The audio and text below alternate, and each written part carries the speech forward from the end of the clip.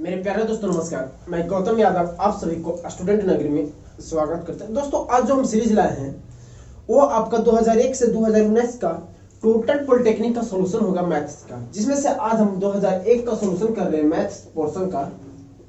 इसमें आपको total series दिया जाएगा। तो चलिए सबसे पहले हम देखते हैं क्वेश्चन नंबर 61 आपका क्या है।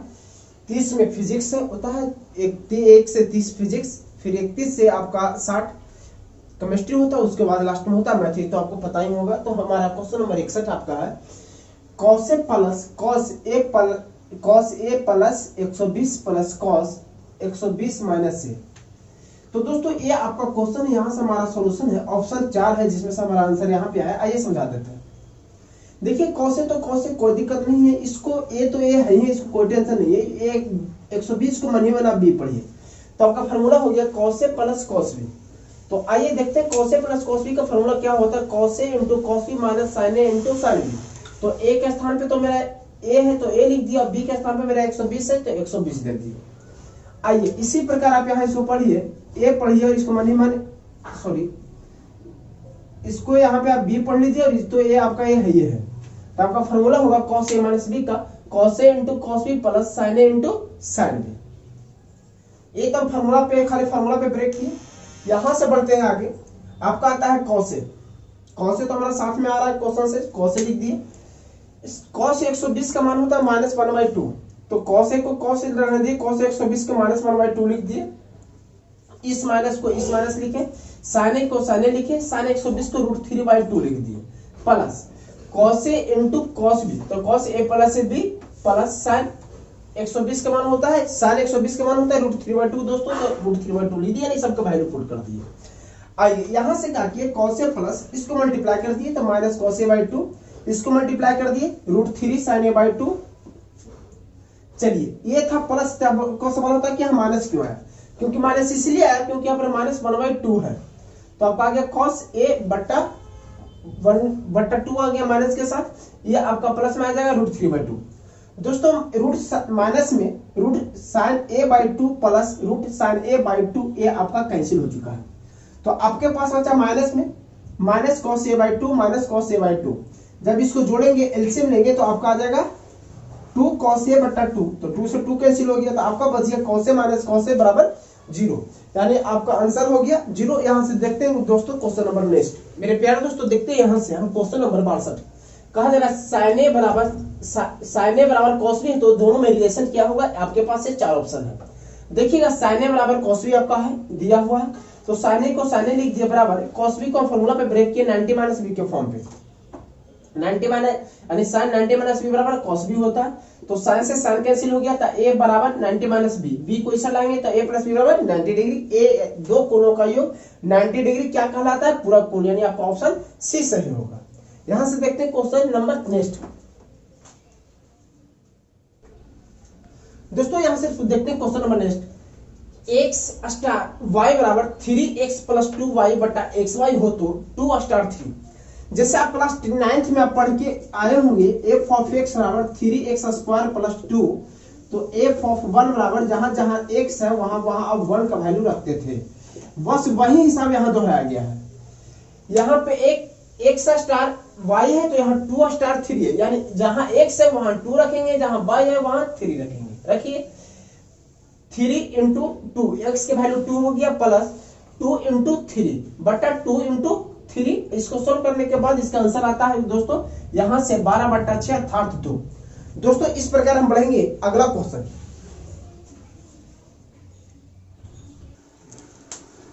दोस्तों हम देखते हैं क्वेश्चन नंबर 65 आपका यहां से दिया गया है लॉग में। तो हमारा लॉग का वीडियो भी अपलोड किया हुआ है, यदि आप वीडियो नहीं देखें तो आप आई बटन से क्लिक करके देख सकते हैं, या तो सर्च करके हमारे चैनल पे प्लेलिस्ट बना वहां से भी आप देख सकते हैं थ्योरी इसका। देखिएगा यहाँ क्वेश्चन हमारा log 1 ब्रैकेट आपका स्टार्ट हुआ log x बेस 4 बेस 3 बराबर 1। तो कहा जा रहा है एक क्वेश्चन में x का मान ज्ञात कीजिए। बस आपको कुछ नहीं करना है भैया, इसको मन ही मन आप इतना दूर को a पढ़ लो, इतना दूर को आप क्या पढ़ लो a। तो log a बेस 1 बराबर 1। तो ई पट्टी के ऊ पट्टी के जो हम फॉर्मेट तैयार करते थे, इसका फॉर्मेट क्या होगा, a के पावर इसका फॉर्मेट क्या होगा चेंज करें तो 1 के पावर ए बराबर ए आपका आएगा। तो बस यही काम किए हैं यहाँ से। सबसे पहले यहाँ से हम क्या किए, एक तो हम क्वेश्चन लिखे, क्वेश्चन लिखने के बाद यहाँ से हम सॉरी यहाँ पे लॉग नहीं आएगा जी, माफ कीजिएगा, यहाँ पे केवल 1 के पावर 1 होगा। 1 के पावर देखिएगा, 1 के पावर 1 बराबर लॉग 3, ये बड़ा फेस टू फेस उतार दिए एक स्थान पे। चलिए इसको ई पट्टी को थोड़ा सा रेंज करके लिख दिए, तो log x बेस 4 बेस 3 बराबर 1। तो इसको भी हम इसी फॉर्म पे ब्रेक किए, इसको कुछ समय के लिए आप b मान लो, तो log b बेस 3 बराबर 1। तो यदि यहाँ पे b माने हैं तो आप इसको b लिखिएगा तो क्या आ जाएगा, यहाँ पे बेस 3 आपका है तो 3 के पावर 1 आ जाएगा। 3 के पावर 1 बराबर log x बेस 4, अरेंज करके लीजिए log x बेस 4 बराबर 3, तो 4 के पावर 3 बराबर x, यानी x बराबर 64। दोस्तों ये था हमारा सॉल्यूशन क्वेश्चन नंबर 65 का। देखते हैं यहाँ से क्वेश्चन नंबर 66। दोस्तों यहाँ से हम देखेंगे क्वेश्चन नंबर 66। क्वेश्चन नंबर 66 में क्वेश्चन पहले हम शॉर्ट में लिखे, ध्यान से समझ लीजिएगा। समचतुर्भुज का विकर्ण दिया हुआ है, दोनों विकर्ण 12 सेंटीमीटर और 16 सेंटीमीटर, तो कह रहा है क्षेत्रफल ज्ञात कीजिए। क्षेत्रफल आपका पाठ है, आइए बनाते हैं। सबसे पहले लिखते हैं समचतुर्भुज का क्षेत्रफल होता है 1/2 गुने विकर्णों का गुणनफल। तो 1/2 गुने 12 गुने 16, तो 2 से काट दिए 12 यानी 6 बार में, तो 16 6 96 सेंटीमीटर स्क्वायर। ये हुआ हमारा ऑप्शन डी क्वेश्चन नंबर 66 का। देखते हैं क्वेश्चन नंबर नेक्स्ट। दोस्तों ये हमारा सम दिया हुआ क्वेश्चन है, सम त्रिभुज का क्षेत्रफल 10√3 सेंटीमीटर स्क्वायर, तो कह रहा है भुजा की लंबाई ज्ञात कीजिए। तो दोस्तों सम त्रिभुज का क्षेत्रफल होता दिया हुआ है 100√3, और सम त्रिभुज का क्षेत्रफल होता है, यानी सम त्रिभुज नहीं जिस समबाहु त्रिभुज आप कह सकते हैं, समबाहु त्रिभुज, समबाहु त्रिभुज, यहां से भी आपका आ गया समबाहु त्रिभुज। समबाहु त्रिभुज का क्षेत्रफल आ गया √3/4 भुजा स्क्वायर। तो √3 से तो √3 कैंसिल हो गया, तो बचा भुजा स्क्वायर 4 से तिरछा गुना कर दिए, तो 100 गुने 4, तो भुजा बराबर जहां स्क्वायर में था इस साइड आपका आएगा तो आपका अंदर रूट में जाएगा, तो आ गया अंदर रूट 400 बराबर 20 सेंटीमीटर। दोस्तों ये था हमारा सॉल्यूशन। यदि आपको ऐसा लग रहा है कि नहीं बोर्ड पे या पहले बना लेते हैं, यदि आपको लगता है कि नहीं साथ में बोर्ड पे बनाएं तो साथ में बोर्ड पे बनाएंगे, लेकिन इसके पीछे हमारा कारण है कि समय हमारा बचत होता है। आप भी समझ जाते हैं, उतना ही समझिएगा जितना बनाते समय समझिएगा, लेकिन हमारा समय का बचत होगा, आपका वीडियो छोटा बनेगा। दोस्तों देखते हैं यहाँ से क्वेश्चन नंबर नेक्स्ट। दोस्तों यहाँ से देखते हैं क्वेश्चन नंबर 68। तो दोस्तों हमारा क्वेश्चन क्या कह रहा है, सबसे पहले क्वेश्चन देखिएगा, शॉर्ट में है, आपको देखिएगा पहले 30% की वृद्धि, फिर कहा जा रहा है दूसरा बार 20% की कमी होता है यदि शुरू में उस वस्तु का कीमत 75 पैसा था, तो वर्तमान कीमत ज्ञात करें। वर्तमान कीमत ज्ञात करें तो देखिएगा, सबसे पहले इसको बनाते हैं हम। माना कि प्रारंभिक मूल्य 100 रुपया है, चलिए ठीक है, प्रारंभिक मूल्य 100 रुपया है, तो यहाँ से हम निकाल लिए 100 रुपये। अब आइएगा 30% और माइनस 20%, यानी प्रतिशत परिवर्तन, यहाँ से लिख लेते हैं प्रतिशत परिवर्तन। देखिएगा प्रतिशत परिवर्तन क्या होगा, देखिएगा वृद्धि होगा तो प्लस में, कमी होगा तो माइनस में, तो प्लस 30 माइनस 20 और दोनों के गुना कर दीजिए, प्लस गुने माइनस, माइनस 30 गुने 20, फिर दोनों को गुना करके 100 से भागा दे देंगे, तो 30 में से 20 गया 10 और 16 करके आया, काट छाट के आया यहाँ से आपका 6, तो घटा के 4% की वृद्धि, यानी नया मूल्य कितना हो गया 100 + 4, यानी पहले कीमत था 100, अब 4% की वृद्धि, तो 100 + 4 बराबर 104 रुपया। आइए अब यहाँ से सोल्व करते हैं। पहले था आपका 100 रुपया दिए हम माने हैं, लेकिन दिया हुआ कितना में वास्तविकता था 0.75 रुपया, यानी 75 पैसा भी कर सकते हैं, तो 104 रुपया होगा, तो कितना होगा, तिरछा तिरछी गुना करते 0.75 गुने 104 बटा और इससे भागा दे दिए। दोस्तों इसको सोल्व करने का तरीका होता है, तिरछा तिरछी गुना कीजिए, और मान लीजिए ये ऐसे है तो और नीचे वाला से भागा दीजिए, तो ऊपर से ऊपर गुना किया 78 बटा 100, यानी 78 इतना रुपया भी कर सकते हैं, लेकिन आपका ऑप्शन है 78 पैसा। चलिए यहां से देखेंगे question number next. Question number यहां से देखेंगे नेक्स्ट, हमारा क्वेश्चन नंबर 69 है। यदि किसी वस्तु का विक्रय मूल्य दिया हुआ है 972 रुपया, यदि किसी वस्तु को 972 रुपया में बेचने से 8% का लाभ होता है, यदि उसी वस्तु को 752 रुपया में बेचेंगे तो कितने प्रतिशत की हानि प्रतिशत होगी।